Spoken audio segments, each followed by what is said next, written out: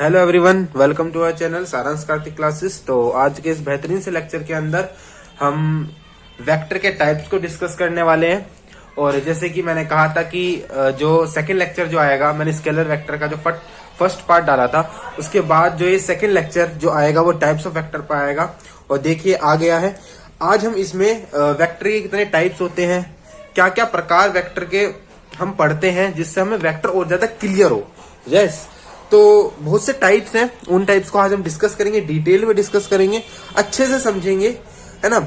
तो चलो स्टार्ट करते हैं। सबसे पहले मैं आपको रिवाइज करवा देता हूं कि भाई वेक्टर क्या होता है। बेसिकली वेक्टर एक ऐसी फिजिकल क्वांटिटीज होती है जिसके पास मैग्नीट्यूड भी होता है, magnitude as well as direction भी होती है, as well as direction, D है ये, एज वेल एज डायरेक्शन, मतलब मैग्नीट्यूड भी हो डायरेक्शन भी हो, ऐसी फिजिकल क्वांटिटीज को हम वेक्टर फिजिकल क्वांटिटीज के नाम से जानते हैं। अब ना केवल मैग्नीट्यूड और डायरेक्शन, वो वेक्टर के लॉ को भी फॉलो करता हो, प्लस वेक्टर लॉ को फॉलो करता हो। किसको फॉलो करता हो? वेक्टर लॉ को।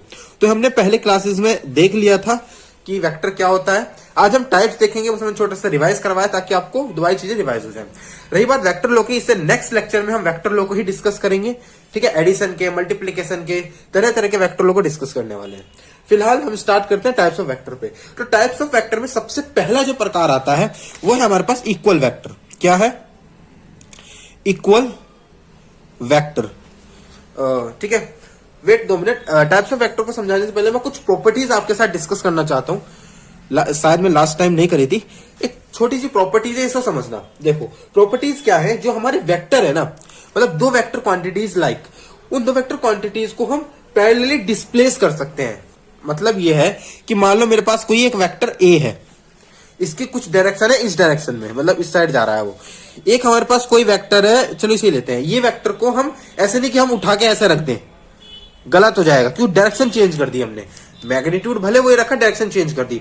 तो हम ऐसा क्या करें कि इसकी हम पोजीशन भी चेंज कर दें और डायरेक्शन को भी कुछ ना हो।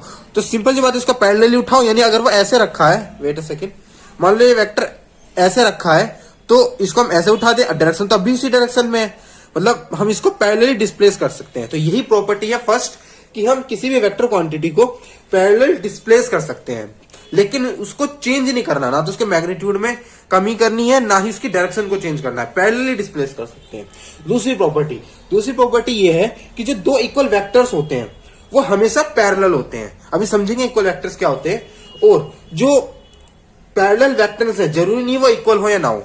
तो इस प्रॉपर्टी को पहले समझने से पहले हम टाइप्स पे आ जाते हैं, ताकि आपको ये प्रॉपर्टी और अच्छे से क्लियर हो। तो इसी के साथ हम फर्स्ट टाइप तो समझते हैं, that is called our equal vector. ठीक है, प्रॉपर्टी मैंने इसलिए बताया ताकि आपको आगे टाइप्स पढ़ने में भी आसानी रहे, इजी रहे। तो इक्वल वेक्टर क्या होता है? बेसिकली इक्वल वेक्टर दो या दो से अधिक वे वेक्टर्स होते हैं जिनका मैग्नीट्यूड और डायरेक्शन दोनों बराबर हो। असल में जिनका मैग्नीट्यूड बराबर हो और डायरेक्शन भी सेम ही हो, यानी दोनों की सेम डायरेक्शन है। अब डायरेक्शन तो इक्वल नहीं होगी, है ना, मतलब डायरेक्शन तो सेम हो सकती है ना।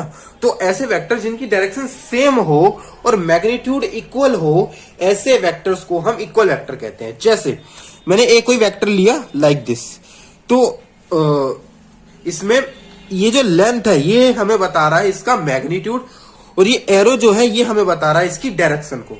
ठीक है, मान लो मेरे पास बी एक वेक्टर है सिमिलर ऐसे ही सेम लेंथ का, यानी मान लो इसकी मैं लेंथ मान लेता हूं 5 सेंटीमीटर और इसकी भी 5 सेंटीमीटर। अब आप देख रहे हो कि यहाँ पे ए वेक्टर और बी वेक्टर दोनों के दोनों क्या है? इक्वल है। दोनों वेक्टर क्या है हमारे? इक्वल है, लेंथ में भी, या मतलब मैग्नीट्यूड में भी, एज वेल एज डायरेक्शन भी इनकी इस डायरेक्शन में है, दोनों की डायरेक्शन भी सेम है। तो हम यहां कह सकते हैं so A vector equal to B vector, A vector equal to B vector, इन्हीं को हम इक्वल वेक्टर्स कहते हैं। कुछ और एग्जांपल्स, जैसे मान लो मेरे पास कोई ऐसे वेक्टर है, और मान लो मेरे पास कोई ऐसे वेक्टर है, सेम डायरेक्शन मानना इसकी, देखो है ना, वेक्टर है, और एक मेरे पास ऐसे वेक्टर है, ये मतलब पैरेलल ही है, सी वेक्टर। एज्यूम करना है कि तीनों की मैग्नीट्यूड सेम है, और तीनों की देखो थोड़ी बहुत मतलब ड्राइंग में थोड़ा बहुत हो सकता है, पर इनकी डायरेक्शन देखो एक ही है, ये मानो एक ही है। तो ये तीनों ही वेक्टर क्या होंगे? आपस में इक्वल होंगे। तो इन्हीं को हम क्या कहते हैं? Equal vector. एक बार दोबारा डेफिनेशन पढ़ देता हूं। Two or more vectors of same type which have equal magnitude and same direction irrespective of their position in space is called equal vectors. Irrespective of their position का मतलब क्या है, मतलब कि वो इस स्पेस में कहीं भी रखे हो, कहीं भी हो, वट कहीं भी रखे हो, अगर उनकी डायरेक्शन सेम है और मैग्नीट्यूड बराबर है तो उनको हम इक्वल वेक्टर कहेंगे। जैसे यहाँ पे ये यहाँ रखा है, ये यहाँ रखा है, यहाँ रखा है, इन दोनों की तीनों की पोजीशन अलग अलग है लेकिन डायरेक्शन एक ही है, मैग्नीट्यूड भी बराबर है, तो ये इक्वल वेक्टर्स कहलाए। ठीक है, अब हम देखते हैं इसी का उल्टा नेगेटिव वेक्टर क्या होते हैं। बेसिकली नेगेटिव वेक्टर ऐसे वेक्टर्स होते हैं जैसे दो या दो से अधिक वेक्टर्स जिनकी डायरेक्शन अपोजिट हो, मैग्नीट्यूड इक्वल रहेगा, मैग्नीट्यूड सेम रहेगा, लेकिन बस डायरेक्शन एक दूसरे के अपोजिट हो। जैसे मैं लिख देता हूं, second one is negative vectors. Clear? Negative vectors कैसे वेक्टर्स, जैसे मान लो मेरे पास एक ये वेक्टर है ए है, ठीक है, एक मैं वेक्टर ले लेता हूं बी। अब यहां देख सकते हो आप क्लियरली कि भाई दोनों वेक्टर्स हमारे ये इस डायरेक्शन में है और ये इस डायरेक्शन में है, दोनों वेक्टर। अब दोनों का मैग्नीट्यूड तो बराबर है, आप देख पा रहे हो दोनों का मैग्नीट्यूड बराबर है, मतलब लेंथ सेम है, देखो लेंथ सेम है, लेकिन बी की डायरेक्शन इधर है और ए की डायरेक्शन इधर है, यानी दोनों की डायरेक्शन एक दूसरे के अपोजिट है। ठीक है, मतलब ए इस साइड जा रहा है और बी इस साइड जा रहा है, तो यहां पर दोनों डायरेक्शन वाइज अपोजिट है। तो ऐसे ही वेक्टर जिनका मैग्नीट्यूड सेम हो लेकिन डायरेक्शन अपोजिट हो एक दूसरे से, उनको हम क्या कहेंगे, नेगेटिव वेक्टर्स। यानी यहां से हम क्लियरली कह सकते हैं A vector is not equals to B vector, B vector के इक्वल नहीं है, लेकिन ए वेक्टर बराबर negative of B vector. Negative show कर रहा है इक्वल, मतलब अपोजिट डायरेक्शन में, यानी ये डायरेक्टली तो इक्वल नहीं है लेकिन बी का नेगेटिव इक्वल है, यानी नेगेटिव शो कर रहा है यहां पर अपोजिट डायरेक्शन। ठीक है, अपोजिट डायरेक्शन। बेसिकली होता क्या है फिजिक्स के अंदर या साइंस के अंदर, जब भी हम नेगेटिव लगाते हैं तो उसके दो मतलब आते हैं। एक तो भाई रियल में वो चीज नेगेटिव होगी अकॉर्डिंग टू मैथमेटिक्स, और बेसिकली ज्यादातर फिजिक्स में नेगेटिव साइन शो करता है हमें डायरेक्शन। जब भी वेक्टर के साथ, बेसिकली वेक्टर के साथ जब भी माइनस आ जाए क्वेश्चन सोल्व करते वक्त या कॉन्सेप्ट समझते वक्त, जब भी वेक्टर के साथ नेगेटिव आ जाए तो वो negative most of the cases direction को ही शो करता है। और किसी के रिस्पेक्ट में नेगेटिव आया है, यानी किसी की तुलना में नेगेटिव आया है, यानी उसके कंपैरिजन में वो अपोजिट है। यहां तक क्लियर हो गई बात? इसको पकड़ के रखना, बहुत अच्छा कॉन्सेप्ट है। ठीक है, मतलब साइन वाला। अब हम समझते हैं तीसरा टाइप, वो है हमारे पास कोलिनियर वेक्टर्स। अब फर्दर ये कोलिनियर वेक्टर्स दो भागों में बढ़ जाते हैं। सबसे पहले समझते हैं कोलिनियर वेक्टर्स क्या होते हैं। यहां मैं लिख देता हूं collinear vectors. Clear? Okay, collinear vectors कौन से वेक्टर्स होते हैं? बेसिकली कोलिनियर वेक्टर्स वो वेक्टर्स होते हैं, ठीक है, ऐसे वेक्टर्स होते हैं जो सेम ही लाइन में होते हैं और एक दूसरे के पैरेलल होते हैं या एंटी पैरेलल होते हैं। मतलब ऐसे वेक्टर, ऐसे दो या दो से अधिक वेक्टर जो सेम लाइन में हो, सेम एक डायरेक्शन में हो, सेम डायरेक्शन में हो, सेम लाइन में हो, उनको क्या कहेंगे हम? कोलिनियर। अब कंफ्यूज नहीं हो रहा कोलिनियर, नेगेटिव और इक्वल में। कोलिनियर का मतलब है दोनों सेम लाइन पे हैं। यानी लेट्स सपोज मेरे पास एक वेक्टर है ए, ठीक है, एक वेक्टर है मेरे पास बी, और मान लो ये मेरे पास एक लाइन है, यहां तक मैं खींच देता हूं इसको। तो ये मान लो मेरे पास एक वेक्टर है ए, और मान लो मेरे पास ये एक वेक्टर है बी।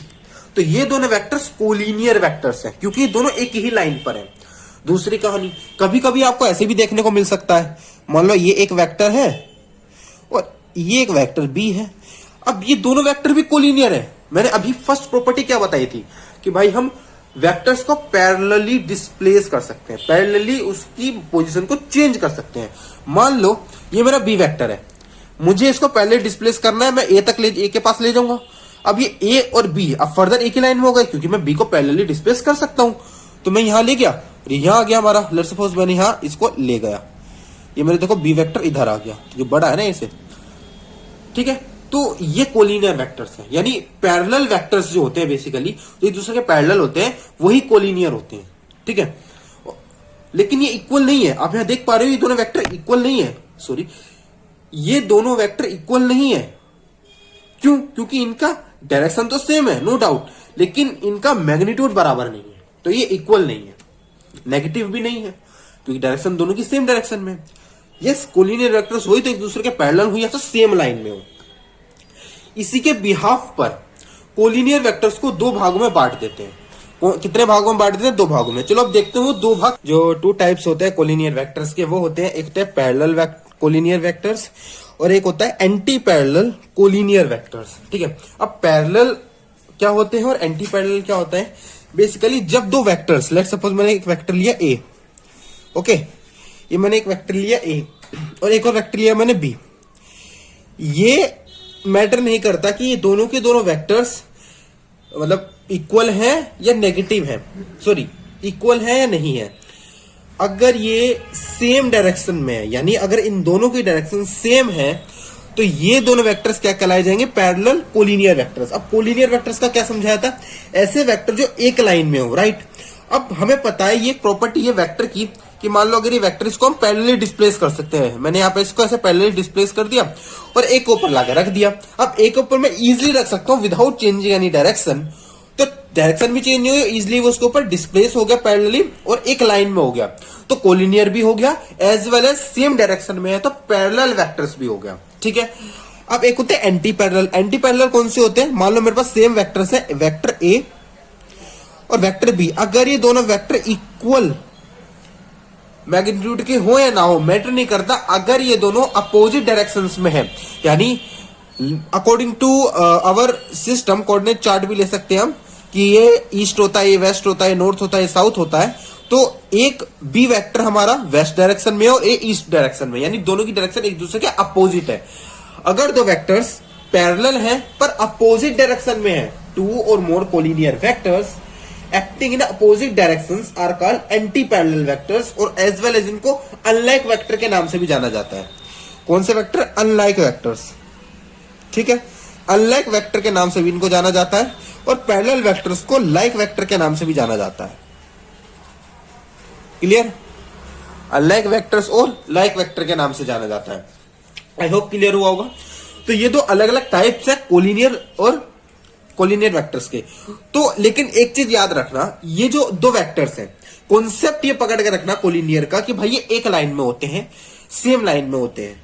अब ये मैटर नहीं करता कि भाई वेक्टर्स हमारे इक्वल डायरेक्शन मतलब इक्वल मैग्नीट्यूड में है या नहीं है। ठीक है, इक्वल मैग्नीट्यूड मैटर नहीं करता। अगर दोनों सेम डायरेक्शन में है तो ये कहलाए जाएंगे पैरेलल कोलिनियर वेक्टर्स। अगर ये अपोजिट डायरेक्शंस में होंगे, ईच अदर एक दूसरे से अपोजिट डायरेक्शंस में होंगे, इनको हम कहेंगे एंटी पैरेलल कोलिनियर वेक्टर्स। अब आई होप क्लियर होगा कोलिनियर भी क्यों कहते हैं भाई इन दोनों को, क्योंकि एक लाइन में होते हैं। ठीक है, अब जो हमारा नेक्स्ट टाइप है, फोर्थ टाइप, वो है हमारा concurrent vectors, right. Fourth type है हमारा concurrent, wait a minute, concurrent vectors. अब कनकरेंट वेक्टर्स क्या होते हैं?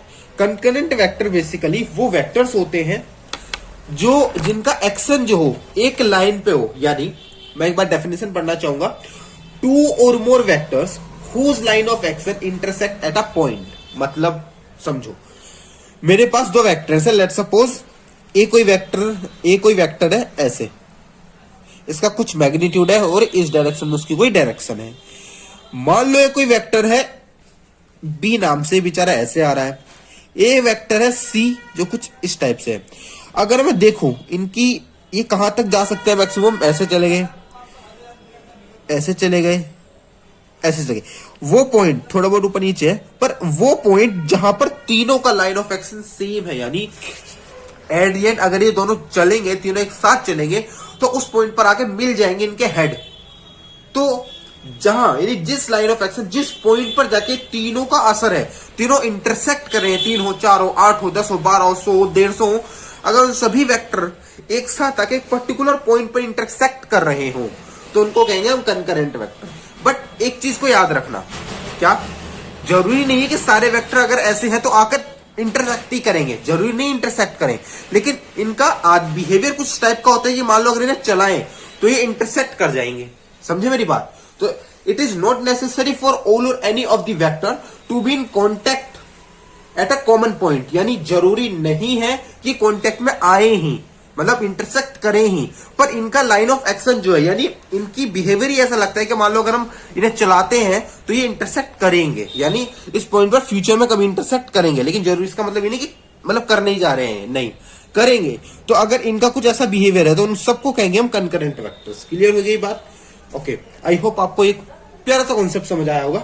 तो इनको कहते हैं हम कंकरेंट वेक्टर्स। अब आगे जो आने वाले हैं कोप्लेनर वेक्टर्स। अब जो हमारा फिफ्थ टाइप है उसका नाम है कोप्लेनर वेक्टर्स। अब आपको नाम से ही पता चल रहा होगा बहुत इजी मतलब इजी टाइप है बहुत ज्यादा। क्या है आपको क्लियर हुआ होगा कि नाम से ही देखो, कोप्लेनर प्लेन, यानी ऐसे वेक्टर जो एक पर्टिकुलर प्लेन में हो, दो या दो से अधिक कैसे भी वेक्टर अगर वो सेम प्लेन पर लाई कर रहे हैं तो उनको कहेंगे हम कोप्लेनर वेक्टर्स। अब देखो, अब मान लो मेरे पास एक प्लेन है, आप इस प्लेन को भली बात ही जानते हैं, इसको कहते हैं X Y plane, that is X and that is Y, X Y plane, ठीक है। और कोऑर्डिनेट चार्ट के बारे में कार्तिक सर ने भी आपको डिटेल में बताया, ये अभी आपकी वीडियो आई है, अगर आप नहीं देखे हो तो जरूर देखना, उसमें आपको डिटेल में बताया गया कौन सी डायरेक्शन एक्स होती है, कौन सी वाई होती है। रियली में कोऑर्डिनेट ज्योमेट्री को ही, कोऑर्डिनेट प्लेन को ही, कार्टेशियन प्लेन को ही हम फिजिक्स में भी as a X Y plane या एक्सजेड प्लेन के नाम से जानते हैं, ठीक है। असल में अगर मैथ में बेसिकली चीजों को ना 2D देखते हैं, यानी 2 डायमेंशनल फिगर में देखते हैं, लेकिन अब फिजिक्स में जब तुम आते हो तो फिजिक्स में हम रियल वर्ल्ड से बात करते हैं भाई, तो वहां पे हमें 3D यानी 3 डायमेंशनल चीजें चाहिए, क्योंकि एक अर्थ 3D में एग्जिस्ट करती है। नो डाउट कि यूनिवर्स काफी डायमेंशंस में है, बट फिलहाल हमारा जो अर्थ है, जो हमारे लिए यूनिवर्स है हमारा अर्थ, वो 3 डायमेंशनल में एग्जिस्ट करता है। तो वहां पे 3D यानी एक और जेड एक्सिस आ जाती है, ठीक है। यहां पे बना के आपको समझा देता हूं, ये मेरे पास एक्स वाई हो गया और ये मेरे पास जेड एक्सिस हो गई। तो अगर आप बहुत ध्यान से इसको देखोगे, ये ऐसे भी जा रहा होगा, ध्यान से देखोगे आपको कहीं कुछ फील ऐसी आएगी तो कोई 3D में मतलब बाहर आ रहा है, राइट। इसके बारे में डिटेल में बात करेंगे किसी नेक्स्ट वीडियो में, आप कमेंट करना अगर आपको चाहिए तो।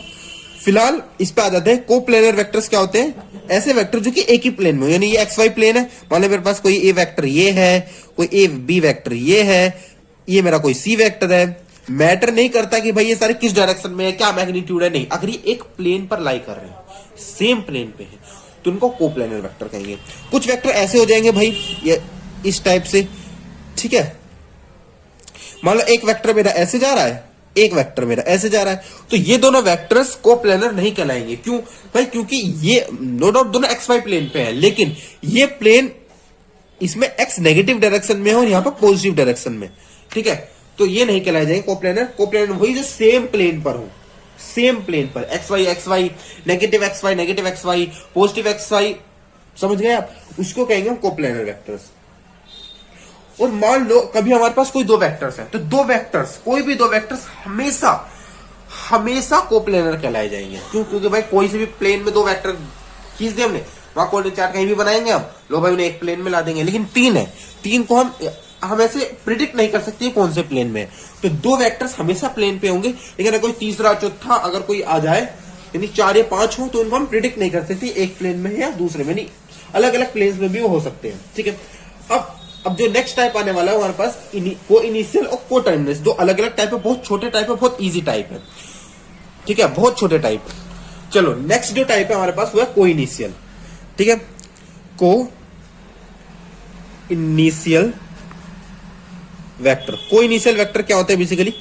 को इनिशियल वेक्टर्स वो वेक्टर्स होते हैं जिनकी टेल किसी एक पॉइंट पर होती है, यानी ऐसे vectors whose tail is on a same point, two or more vectors are called co-initial vectors if their tail meet at a same point। यानी आप सब जानते हैं वेक्टर को हम कैसे लिखते हैं, ऐसे लिखते हैं, तो ये हिस्सा हेड कहलाता है, राइट, और this one is called B tail, ठीक है, क्लियर हुआ? इसको हम क्या कहेंगे? टेल कहेंगे।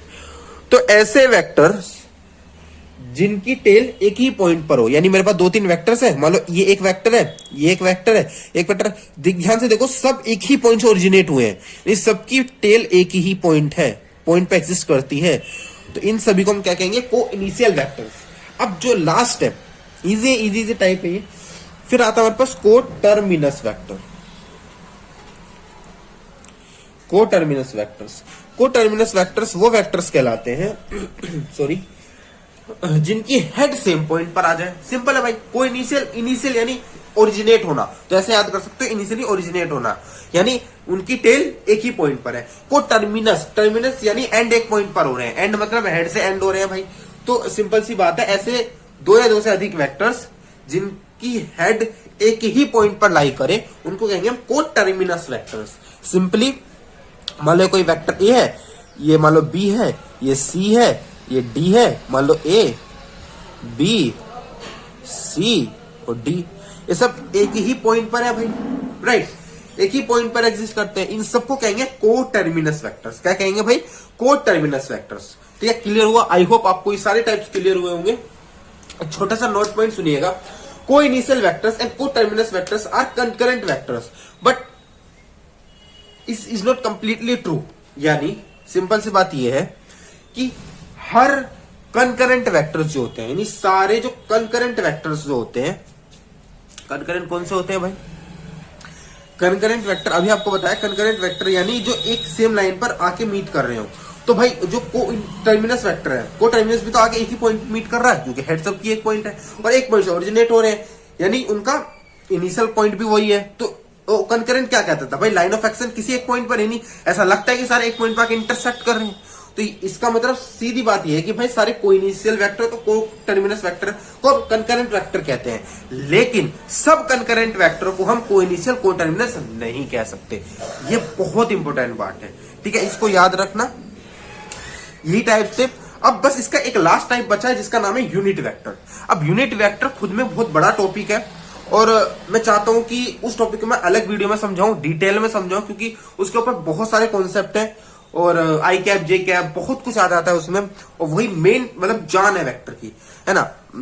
ऐसे नहीं है कि ये टाइप्स यूज नहीं होते, ये भी यूज होते हैं, लेकिन मोस्ट प्रोबेबली जो क्वेश्चंस में यूज होता है वो होता है यूनिट वेक्टर। ठीक है, उसको मैं डिटेल में बात करूंगा नेक्स्ट लेक्चर में, यानी इस वीडियो के नेक्स्ट पार्ट में। तो आई होप अभी तक जितना मैंने टाइप्स पढ़ाया आपको क्लियर हुआ होगा, अच्छे से क्लियर होगा, हर चीज क्लियर हुई होगी। फिर भी अगर कोई डाउट आता है तो कमेंट जरूर करिएगा, बताइए इस टॉपिक पे डाउट है या ये वेक्टर का टाइप समझ नहीं आया, मैं जरूर आपको क्लियर करूंगा। ठीक है, जरूर कमेंट करना, और अगर वीडियो अच्छी लगी हो तो लाइक करना, ज्यादा से ज्यादा शेयर करना अपने दोस्तों को, ठीक है। और एक अगर सब कुछ अच्छा लगा तो एक मतलब मोटिवेटेड कमेंट भी जरूर छोड़ के जाना। तो आज के लिए इतना ही, साइन ऑफ करता हूं इसी के साथ। Love you all.